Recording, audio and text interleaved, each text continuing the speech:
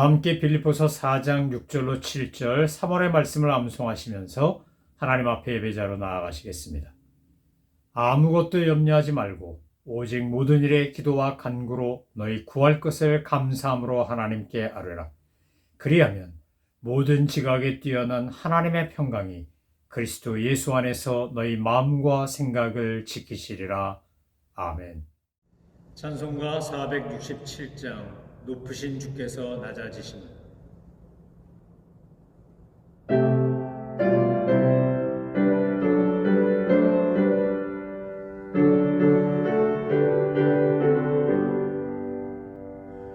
높으신 주께서 낮아지시군 낮은 자를 높여주시니요 부요한 주께서 가난해지시군 가난한 자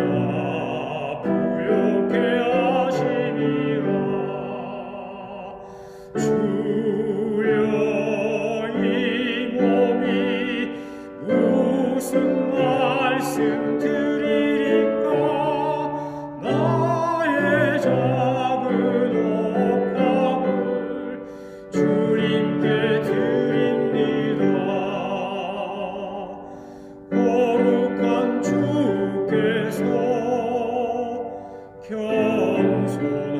겸손하셔서 제자까지 발을 씻으셨네. 죄 없이 흘리신 십자가 보혈은 죄인들을 구원케 하심이라. 주여 이 몸이 무슨 말씀 드리리까 나의 작은 옥합을 주님께 드립니다. 십자가 지시고 속죄양 되문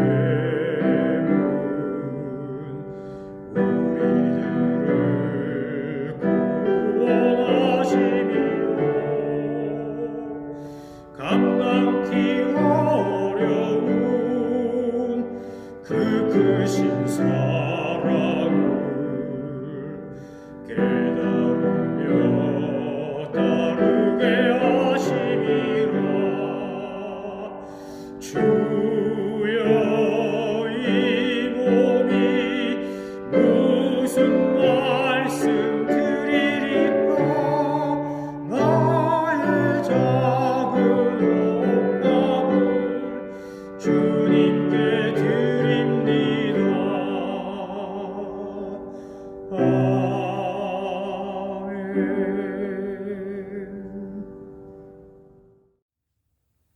하나님께서 오늘 우리에게 주신 말씀은 에스겔서 8장입니다.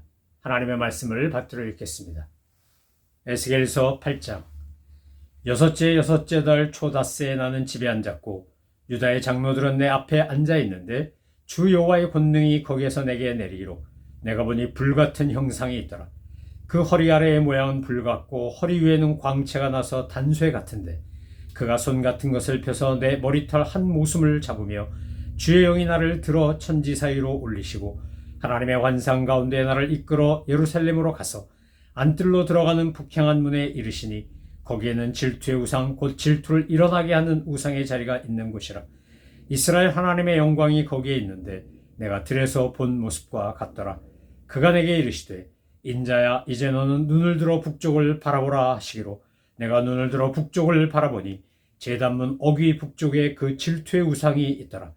그가 또 내게 이르시되 인자야 이스라엘 족속이 행하는 일을 보느냐 그들이 여기에서 크게 가증한 일을 행하여 나로 내 성소를 멀리 떠나게 하느니라. 너는 다시 다른 큰 가증한 일을 보리라 하시더라. 그가 나를 이끌고 뜰문에 이르시기로 내가 본즉 담에 구멍이 있더라. 그가 내게 이르시되 인자야 너는 이 담을 헐라 하시기로 내가 그 담을 허니 한 문이 있더라. 또 내게 이르시되 들어가서 그들이 거기에서 행하는 가증하고 악한 일을 보라 하시기로 내가 들어가 보니 각양 곤충과 가증한 짐승과 이스라엘 족속의 모든 우상을 그 사방벽에 그렸고 이스라엘 족속의 장로 중 70명이 그 앞에 섰으며 사반의 아들 야사냐도 그 가운데 섰고 각기 손에 향료를 들었는데 향연이 구름같이 오르더라. 또 내게 이르시되 인자야 이스라엘 족속의 장로들이 각각 그 우상의 방한 어두운 가운데서 행하는 것을 내가 보았느냐. 그들이 이르기를 여호와께서 우리를 보지 아니하시며 여호와께서 이 땅을 버리셨다 하느니라. 또 내게 이르시되 너는 다시 그들이 행하는 바 다른 큰 가증한 일을 보리라 하시더라. 그가 또 나를 데리고 여호와의 전으로 들어가는 북문에 이르시기로 보니 거기에 여인들이 앉아 단무스를 위하여 애곡하더라. 그가 또 내게 이르시되 인자야 내가 그것을 보았느냐. 너는 또 이보다 더 큰 가증한 일을 보리라 하시더라. 그가 또 나를 데리고 여호와의 성전 안뜰에 들어가시니라. 보라 여호와의 성전문 곧 현관과 제단 사이에서 약 25명이 여호와의 성전을 등지고 낯을 동쪽으로 향하여 동쪽 태양에게 예배하더라. 또 내게 이르시되 인자야 내가 보았느냐. 유다 족속이 여기에서 행한 가증한 일을 적다 하겠느냐. 그들이 그 땅을 폭행으로 채우고 또다시 내 노여움을 일으키며 심지어 나뭇가지를 그 코에 두었느니라. 그러므로 나도 분노로 아파 불쌍히 여기지 아니하며 긍휼을 베풀지도 아니하리니 그들이 큰 소리로 내 귀에 부르짖을지라도 내가 듣지 아니하리라. 아멘. 에스겔서 8장을 보면 하나님께서 에스겔서 1장에서 에스겔에게 보여줬던 환상과 비슷한 또 다른 환상을 에스겔에게 보여주며 예루살렘에서 벌어지고 있는 우상숭배, 과거에, 현재, 또 앞으로도 일어날 수 있는 이 가증한 범죄에 대하여 에스겔을 환상 가운데 예루살렘으로 인도해 보여주십니다. 에스겔서 8장에서 가장 많이 나오는 단어가 뭔가를 보면 그것은 바로 오늘 본문에 나오는 가증한이라고 하는 겁니다. 가증한. 정말로 가증한 일을 한다. 가증한 일을 내가 볼 것이다. 하나님께서 탄식하며 막 속상해하며 안타까워하며 화가 나며 에스겔에게 하신 말씀이 뭡니까? 저들이 하는 가증한 일을 내가 볼 것이다. 오늘 이 예루살렘에서 일어나고 있는 우상 숭배는 어쩌면 우리가 이 세상에서 살아가면서 크게 네 가지 분야에서 영향을 받고 그 네 가지 분야에서 우리도 하나님이 아닌 우상을 숭배하기 정말 쉬운 그런 유혹에 빠지기 쉬운 부분을 오늘 에스겔서 8장은 우리에게 보여주고 있는 겁니다. 그 당시 예루살렘에서 우상 숭배를 하던 이들의 모습을 하나님께서 환상 가운데 에스겔에게 보여주는데 첫 번째 모습이 뭐였습니까? 북향한 문에 이르니 거기에는 질투의 우상 곧 질투를 일어나게 하는 우상의 자리가 있다 이렇게 말씀하셨습니다. 에스겔이 그걸 보는 겁니다. 이스라엘 백성들이 가나안 땅을 정복하고 난 후에 가장 많이 하나님께서 정말 하지 말라 그랬는데도 불구하고 우상을 숭배했던 것이 바로 대표적인 우상이 바알과 아세라였습니다. 왜 바알과 아세라를 우상 숭배한 겁니까? 왜 그 거짓 아무것도 아닌 아세라 목상 나무 쪼가리에 불과한데 왜 그렇게 숭배하고 므낫세 왕 때는 하나님의 성전에 막 그 아세라 목상을 세워놓고 이런 가증한 일을 서슴없이 한 것입니까? 요시야 왕이 성전 청결을 하고 깨끗하게 하고 개혁했지만 그러나 끝내 그가 그것을 완수하지 못한 때 죽고 나니까 다시 또 옛날처럼 우상 숭배하는 것이 부활하는 그런 끔찍하고 가증한 일을 그들은 왜 한 겁니까? 그것은 바로 이 땅, 이 세상에서 사는 동안에 바알과 아세라가 풍요와 성공과 출세와 다산의 상징이기 때문에 그렇습니다. 그러니까 바꾸어 말하면 바알을 섬기고 아세라를 섬긴다라고 하는 말은 내가 저 천국 하나님의 나라를 바라보고 부르심의 상급을 향해 달려가는 것이 아니라 내가 이 땅에서 누리는 삶, 이 이생에서의 삶이 가장 중요하기 때문에 그러니까 하나님이 아닌 바알과 아세라를 섬기는 겁니다. 그들이 생각하는 하나님의 존재, 하나님의 역할은 뭡니까? 우리를 보호하고 우리를 지켜주고 우리가 망하지 않게 하고 우리로 하여금 번성하게 하는 거 아니겠습니까?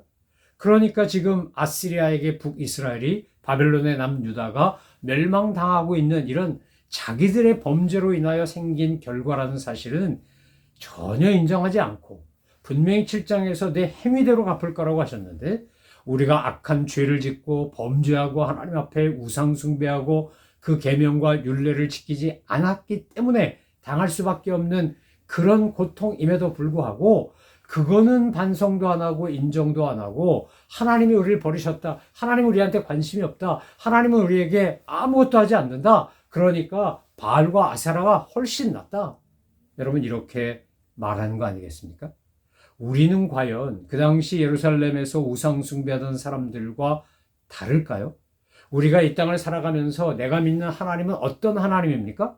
여러분 하나님께서 우리에게 고통도 고난도 허락하셔도 할렐루야 아멘 그러고 감사함으로 찬양하며 주님이 내게 허락하신 것이라면 모든 것이 합력하여 선을 이룰 것이다.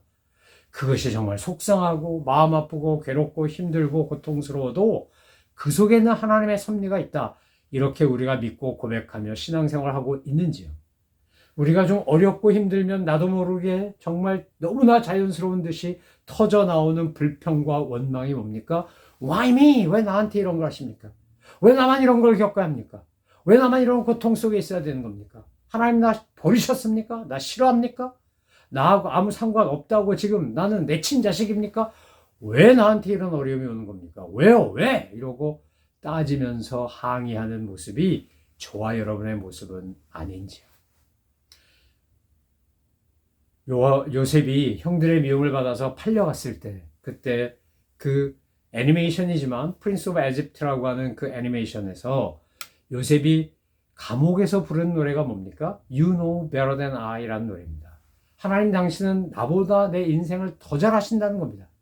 나는 이게 길이라고 달려갔는데 막혔고 또는 낭떠러지고 정말 되는 게 없고 힘들고 어렵지만 내가 가야 할 길 결국 하나님이 나를 이끌어 가실 길은 하나님이 하시니까 나는 그 하나님을 믿습니다. 이 고백 아닙니까?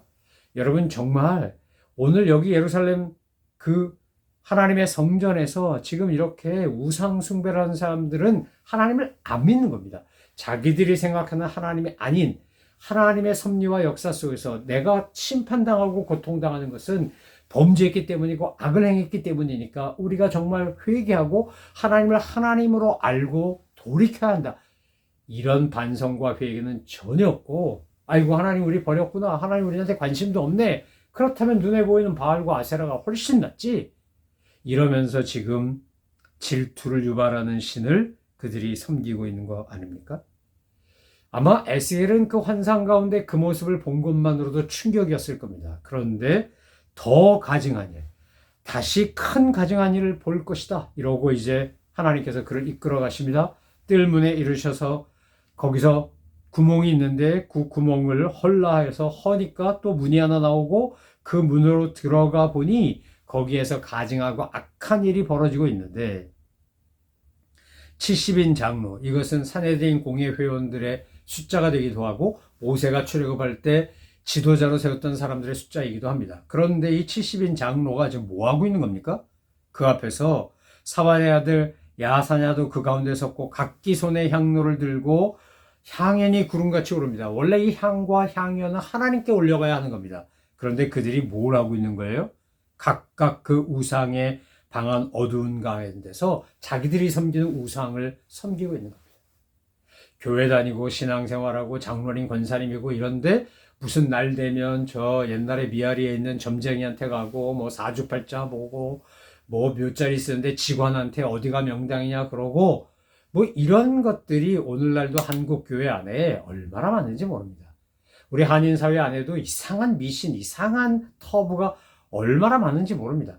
여러분 정말 우리가 하나님을 믿는다, 하나님을 신뢰한다라고 하면 뭘 거부하는 겁니까? 세상의 잘못된 풍습, 관례, 또 어떤 전통 이런 거 다 상관없는 겁니다. 우리의 삶의 역사의 주관자가 되시자 내 삶의 인도자가 되시는 하나님께 내 인생을 맡기고 그분 앞에 정말 거룩한 향을 피워올리며 향연을 올려야 하는데 지금 장로라고 하는 사람들이 그것도 이스라엘의 지도자라고 하는 사람들이 각각 그 우상에 방한 어두운 가운데서 자기 우상에게 향연을 피우고 있는 겁니다. 여러분 이게요 꼭 세상에서 줄대고 누가 더 힘이 센가? 내가 어느 백을 사용해야 되나? 누구랑 네트워크를 잡아야 되나? 어떤 사람에게 내가 줄서기를 해야 유익한가? 이런 거와 똑같은 거 아닙니까?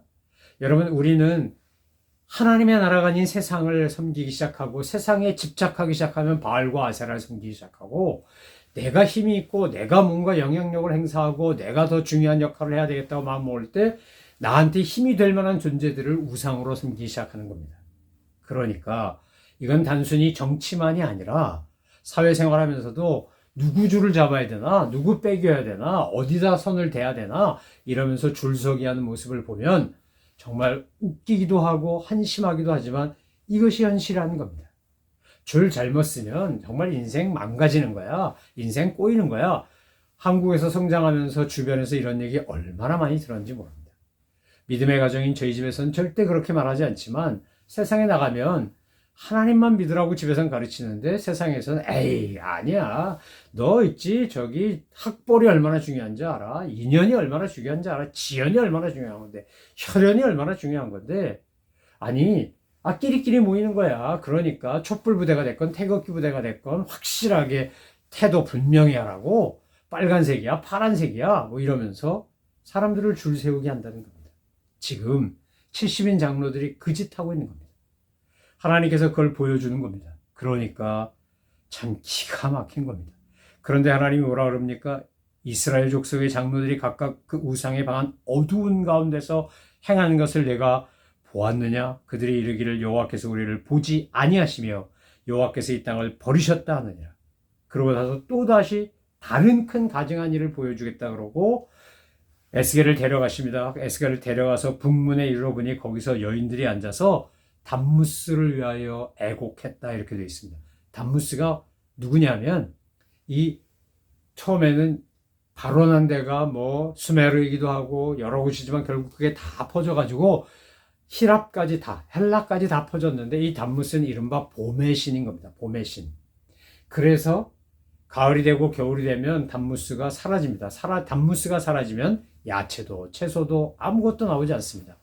그러다 봄이 되면 담무스가 이제 다시 살아나서 온 세상이 파릇파릇하게 올라오는 겁니다. 우리식으로 말하면 요즘 현대식으로 말하면 겨울이 돼서 동면했다가 뭐 페라니얼이 됐건 뭐가 됐건 이제 그렇게 다시 따뜻해지고 기온이 올라가니까 수분이 공급되니까 다시 살아나는 건데 뭐 구근도 그렇고 나물도 그렇고 그런 거 아닙니까?